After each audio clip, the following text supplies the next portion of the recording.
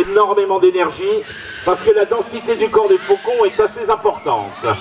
Ensuite, vol plané pour surveiller le territoire et repérer les proies. Avec un œil hypertrophié et une vision puissante, un faucon peut voir un pigeon à 4 km. Et le troisième vol, le piqué, peut dépasser parfois les 200 km/h. Ça permet de rattraper les proies, de les percuter en plein vol. Le choc assomme ou tue la proie, qui est conduite au sol, plumée et mangée. La proie est symbolisée par le leurre que Florian fait tourner autour de lui. Morceau de cuir lesté sur lequel on place un morceau de viande avec quelques plumes. On fait tourner le leurre autour de soi. On imite le vol d'un oiseau et on stimule le piqué du faucon. Au dernier moment, Florian va lâcher le leurre. Le faucon va venir percuter cette proie comme il le ferait dans la nature. Voilà, vous pouvez applaudir ce faucon lanier. Alors, je vous rappelle que c'est grâce aux techniques de fauconnerie que l'on peut maintenant faire évoluer n'importe quel oiseau. Et je vous rappelle aussi que la fauconnerie est rentrée depuis quelques mois au patrimoine mondial de l'humanité. Alors on va changer d'oiseau maintenant. On va passer des oiseaux que beaucoup d'entre vous connaissent. Ce sont les rapaces les plus communs dans les régions françaises qui sont situées au sud de la Loire, pendant la période qui va du mois de février au mois d'août. Vous allez regarder ces oiseaux qui vont arriver d'en haut de l'esplanade. Ils sont sous les arbres là-bas, voilà. Alors vous allez bien observer ces oiseaux. Je vous l'ai dit, beaucoup d'entre vous les connaissent. Rapaces les plus communs dans les régions françaises situées au sud de la Loire pendant la belle saison. Ces oiseaux, ce sont des milans noirs. Les milans noirs, vous les voyez planer pendant la belle saison au-dessus des rivières, des lacs, des étangs, des dépôts d'ordures et des exploitations agricoles de la France du Sud, parce que c'est là qu'ils vont trouver leur nourriture. La nourriture des milans noirs est composée à 80% de déchets, de détritus et d'animaux morts, en particulier de poissons flottant à la surface de l'eau.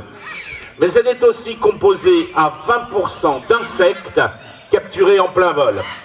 C'est d'ailleurs pour cette raison qu'à mes côtés, Philippe lance des petits morceaux de viande. Ces petits morceaux de viande symbolisent des vols de libellules, de papillons, de coléoptères, comme le hanneton, le bousier, la cétoine. Les milans passent au-dessus, ils tentent la capture avec les pattes. Et si la capture est assurée, le bec passe ensuite entre les pattes et l'oiseau se nourrit ou en plein vol ou sur un perchoir. Dans la nature, les milans noirs, ce sont des oiseaux migrateurs. Dès le début du mois d'août, ils quittent la France. Ils traversent les Pyrénées, l'Espagne, le détroit de Gibraltar. Ils suivent les côtes marocaines de l'Atlantique et ils vont passer la mauvaise saison en Afrique centrale, en Afrique de l'Ouest et dans le sud du Maroc. Ils reviennent dans nos régions fin février, début mars pour la période de reproduction. Lorsque les milans sont sombres, avec la tête gris clair, ce sont des oiseaux adultes en plumage définitif. Lorsqu'ils sont marrons avec des flamèches crème, ce sont des jeunes de l'année dernière en plumage juvénile. 1,10 m d'envergure, pesant en moyenne 650 grammes pour les mâles, 750 grammes pour les femelles, ils sont tous nés au Rocher des Aigles. Alors on va les conserver un petit peu avec nous, ils vont vous servir de point de comparaison, je vous rappelle, 1,10 m d'envergure. Et on va passer maintenant à des oiseaux un petit peu plus imposants. D'abord les petits vautours et ensuite les grands vautours. Alors, au niveau des grands vautours, je ne sais absolument pas ce qu'ils vont faire. C'est eux qui décident en fonction des conditions météo. Vous tournez la tête sur votre gauche là-bas, c'est là où se trouve Eric. Et il y a une petite agitation chez les oiseaux. Voilà, mettez-vous bien le long de la balustrade. C'est là qu'on voit le mieux.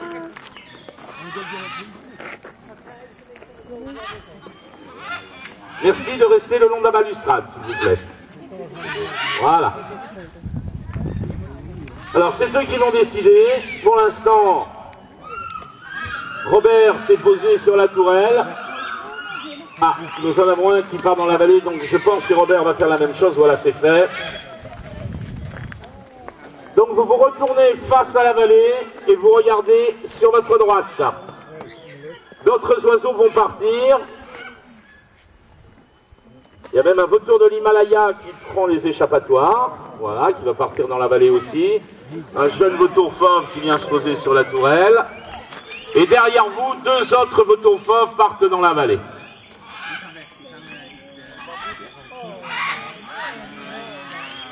Alors regardez bien, c'est derrière vous que ça se passe là-bas.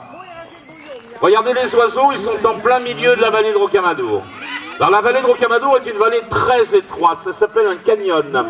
Il y a des différences de température entre les deux versants, l'Adret et l'Ubac. Il y a des différences de température qui provoquent des courants d'air que ces oiseaux sont en train d'utiliser pour sortir de la vallée. Et puis lorsqu'ils seront au-dessus de la vallée, c'est le soleil qui est au-dessus de nous qui va prendre le relais. Le soleil frappe le sol, réchauffe l'air, l'air chaud plus léger que l'air frais crée des bulles qu'on appelle des thermiques. Ces oiseaux pénètrent ces bulles et la puissance de l'air chaud leur permet de monter en altitude. Voilà un aigle impérial qui vient de partir dans la vallée avec le dessus des épaules blancs. Un aigle des steppes de l'Asie centrale, né dans un parc zoologique de Normandie à Verneuil-sur-Avre.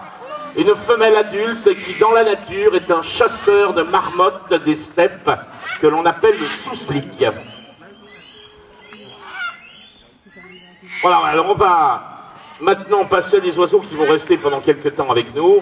Je vais vous demander donc d'être face à l'esplanade, de ne pas avancer bien sûr, et on va vous présenter d'autres oiseaux.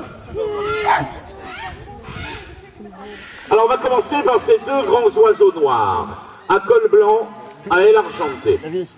Ce sont les plus grands et les plus lourds de tous les oiseaux volants. Plus de 12 kilos, 3,20 m d'envergure. Ces oiseaux, ce sont des condors des Andes. Alors le condor des Andes est un oiseau strictement sud-américain. Il vit depuis le Venezuela jusqu'à la Patagonie, tout au long de la cordillère des Andes. C'est un oiseau qui se porte relativement bien dans le sud de l'Amérique du Sud. Par contre, le condor a pratiquement disparu d'Équateur, de Colombie et du Venezuela. Alors là, il faut m'expliquer pourquoi vous riez. Parce que pour les condors, un escalier, ce ne sont que des rochers plus ou moins égaux. Dans la nature, un condor, ça marche énormément.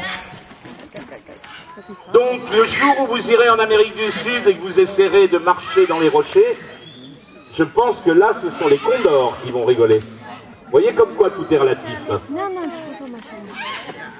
Donc, condor des Andes, un oiseau de la mythologie des peuples Incas en Amérique du Sud. C'est d'ailleurs pour cette raison que le mâle qui vient de passer devant vous, qui est né au zoo de Moscou en Russie en 1998, vous voyez que tout le monde travaille sur la reproduction des espèces en voie de disparition. Il est arrivé au Rocher des Aigles dans l'hiver suivant, c'était encore une boule de duvet. Eh bien, nous l'avons baptisé ici au Rocher des Aigles, Atahualpa. Atahualpa, c'est le nom du dernier empereur Inca qui fut massacré par les conquistadores Pizarro lors de la conquête espagnole de l'Amérique du Sud. La femelle qui se trouve juste au-dessus de Philippe, elle s'appelle Caroline. Et elle est née à la volerie des aigles de Kinsheim en Alsace. Elle est arrivée ici au Rocher des Aigles, elle était déjà adulte. Et c'est pour faire un couple reproducteur avec Atahualpa qu'elle est arrivée ici au Rocher.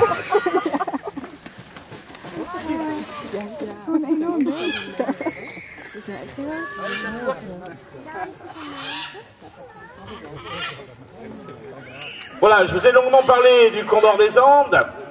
On va parler maintenant des vautours fauves parce qu'il y en a plein dans la vallée.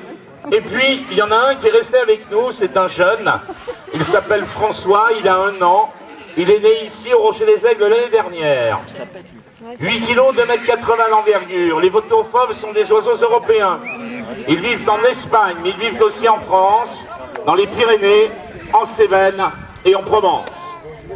Les vautours fauves avaient disparu de la Provence dès le début du XXe siècle, victimes du poison et du fusil. Ils avaient disparu des Cévennes dans le sud du Massif central durant les années 1940 pour les mêmes raisons de stupidité humaine. Et bien heureusement, à la fin des années 70, les vautours fauves ont été réintroduits dans ces deux régions françaises à partir de jeunes oiseaux prélevés dans la nature en Espagne ou provenant de l'élevage de différents parcs zoologiques européens.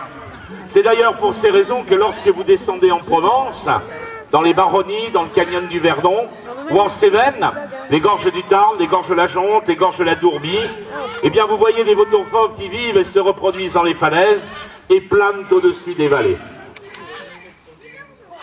Autre grand vautour, mais c'est le plus petit des grands vautours. C'est un œuf, 5 kg, 2 mètres d'envergure. Un vautour africain qu'on appelle le vautour à dos blanc. Il a 5 ans, il est né au Puy du Fou, et vous ne pouvez pas voir le dos blanc parce que cet oiseau, n'étant âgé que de 5 ans, eh bien, il est en plumage juvénile. Il va falloir attendre l'âge de 8 ans pour qu'il soit adulte et qu'il ait le dos blanc caractéristique de l'espèce. Alors tous ces grands oiseaux qui sont devant vous possèdent tous des becs puissants, ce qui leur permet de se nourrir de la viande des cadavres, qu'ils découpent avec leur bec comme le ferait une paire de ciseaux. Mais en même temps, nous vous présentons des petits vautours à bec long et fin. Alors marron à tête rose, les vautours d'Afrique centrale et d'Afrique de l'Est qu'on appelle des vautours néo-front moine, ou vautours à capuchon parce qu'ils ont une petite capuche de plumes sur la tête. Elle est grise chez les adultes et elle est noire chez les jeunes. Tous sont nés au Rocher des Aigles. Et puis sur le plancher de la tourelle, sur votre gauche, vous avez un tout petit vautour noir, avec le bout des ailes argenté, bec long et fin lui aussi. C'est le vautour urubu. Voilà, il passe devant nous. Le vautour urubu, c'est un petit vautour très commun dans le sud des États-Unis, le Mexique, l'Amérique centrale et le nord de l'Amérique du Sud. Lui aussi est né au Rocher des Aigles. Eh bien, ces petits vautours avec long et fin, ils se nourrissent de déchets, de détritus et des parties molles des individus morts, les viscères. Aucun vautour ne chasse, aucun vautour ne tue et aucun vautour ne transporte quoi que ce soit entre ses